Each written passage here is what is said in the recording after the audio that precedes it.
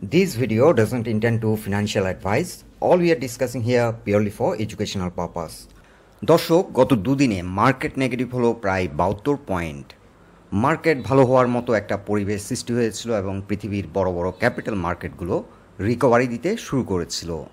কিন্তু বাংলাদেশের capital market উল্টো পথে যাত্রা শুরু করলো। এই সপ্তাহের শুরুতেই আমরা আশা করেছিলাম মার্কেট ভালো হবে, মার্কেটে একটা র্যালির জন্য আমরা অপেক্ষা করছিলাম।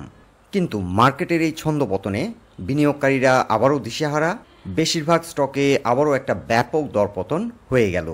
এখন প্রশ্ন হলো, মার্কেটে হঠাৎ এই ব্যাপক দরপতন এবং ছন্দপতন কেন ঘটল?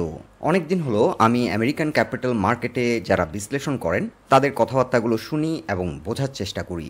বেশিরভাগ সময়ই দেখা যায় আমেরিকান ক্যাপিটাল মার্কেট ফল করার কারণ হলো ম্যাক্রো ইকোনমিক ফ্যাক্টরসগুলো। সো আমেরিকান ক্যাপিটাল মার্কেটকে বেশিরভাগ ক্ষেত্রেই দেখা যায় ম্যাক্রো ইকোনমিক ফ্যাক্টরসগুলোই প্রভাবিত করে। সারপ্রাইজিংলি আমি এখনও পর্যন্ত আমেরিকান মার্কেটের কোনো বিশ্লেষককে বলতে শুনিনি মার্কেট ভালো হচ্ছে না কারণ ভালো মানের কোনো আইপিও মার্কেটে আসছে না। আমেরিকান ক্যাপিটাল মার্কেট রেশনালভাবেই বিহেভ করে। মার্কেটে যখন ম্যাক্রো ইকোনমিক ইন্ডিকেশনগুলো খারাপ করে তখন মার্কেট ফল করে, অনেক সময় মার্কেট ক্রাশও করে। কিন্তু ম্যাক্রো ইকোনমিক ফ্যাক্টরসগুলো আবার যখন ইমপ্রুভ করতে থাকে মার্কেটে এটার ইমিডিয়েট রিফ্লেকশনও দেখা যায়। মার্কেট আবার রিকভারি দিতে শুরু করে এবং মার্কেট র্যালি শুরু করে।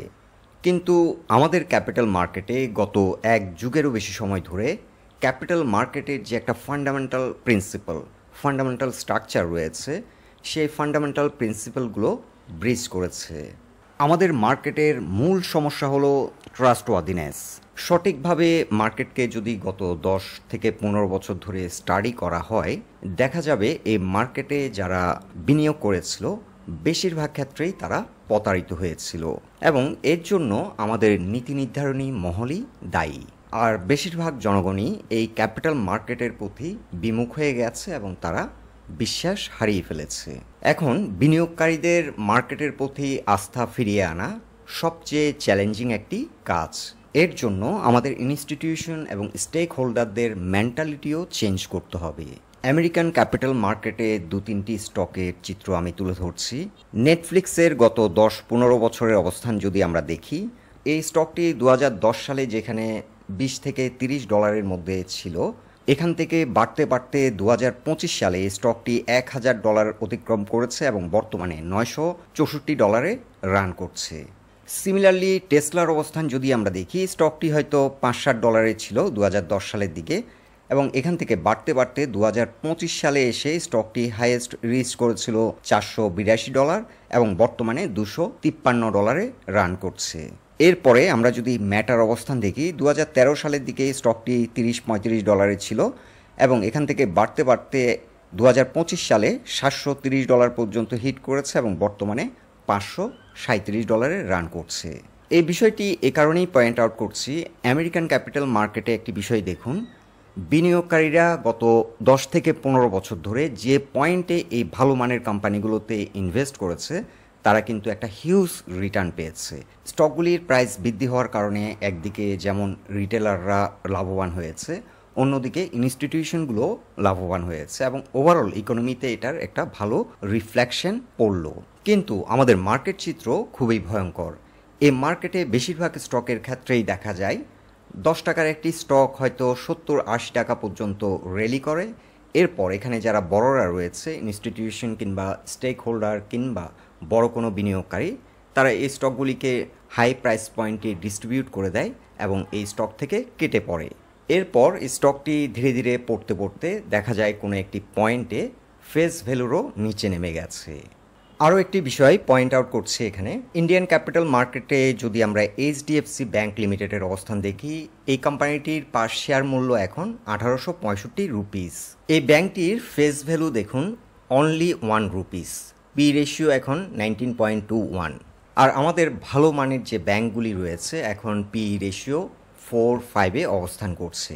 সো এইসব দেশের ক্যাপিটাল মার্কেট যে ফিলোসফি নিয়ে রান করে সেটি হলো, এই মার্কেটে যারা রিটেল ইনভেস্টর রয়েছে তারা ইনভেস্ট করে এখান থেকে গেইন করে।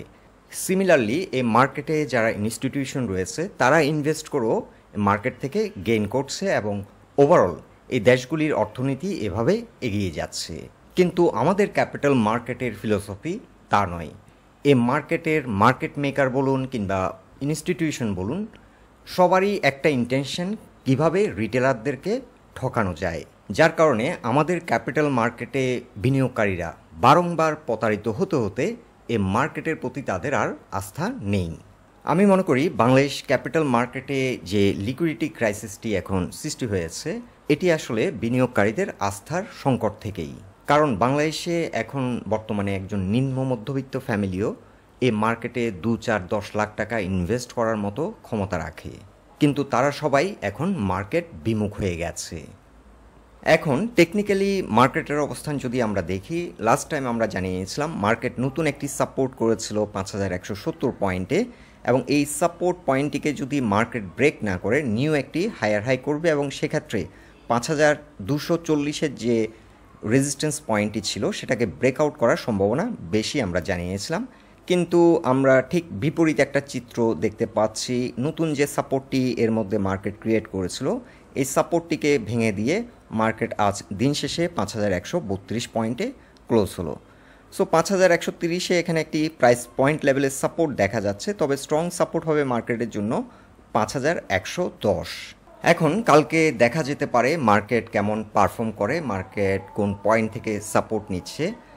ম্যাক্রো ইকোনমিক ফ্যাক্টরগুলো আমি দেখিয়েছিলাম ধীরে ধীরে ইমপ্রুভ করছে। সো ম্যাক্রো ইকোনমিক ফ্যাক্টরগুলোকে কিন্তু আপাতত আমরা ব্লেম করতে পারি না। Market remains very very irrational. এর মধ্যেও আমরা যে স্টকগুলি সাজেস্ট করেছিলাম, যেমন ফার্মাইট আমরা সাজেস্ট করেছিলাম 535 রেঞ্জে, কোহিনুর করেছিলাম 500 রেঞ্জে, সোনালী পেপার সেদিন আমি আপডেট দিয়েছিলাম 150 রেঞ্জে, আর বিএসসি আমরা সাজেস্ট করেছিলাম 85 থেকে 86 লেভেলে। আর দু একটি স্টক কিছুটা কমেছে। আশা করি মার্কেট আবার ইউটার্ন নিলে সেই স্টকগুলিও ভালো প্রাইস অ্যাকশন করবে। আশা রাখি এই সপ্তাহে আবার মার্কেট ঘুরে দাঁড়াবে এবং বিভিন্ন স্টকগুলি রিকভারি দিতে শুরু করবে।